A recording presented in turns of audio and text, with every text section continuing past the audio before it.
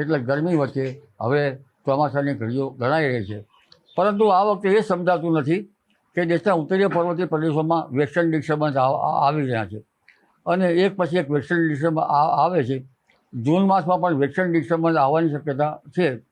એટલે આ એક પછી એક વેસ્ટર્ન ડિસ્ટર્બન્સ કયા કારણથી આવી રહ્યા છે તે એક સંશોધનનો વિષય છે. કેટલાક જાણ્યા અજાણ્યા બળોને કારણે વેસ્ટર્ન ડિસ્ટર્બન્સ આવી રહ્યા છે જેની પ્રતિકૂળ અસર ચોમાસા ઉપર પડવાની શક્યતા રહે છે.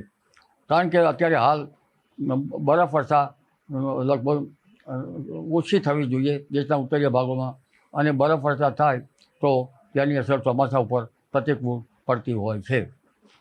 પરંતુ આ વખતે જેટ ધારા પણ દક્ષિણાવર્તી છે. અરબ સાગરમાં એ સિસ્ટમ આ માસના અંત સુધીમાં થવાની શક્યતા રહે છે. QR કોડ સ્કેન કરો અને ડાઉનલોડ કરો ન્યૂઝ 18 એપ. મેળવો ગુજરાત અને દેશ દુનિયાની પળે પળની અપડેટ્સ.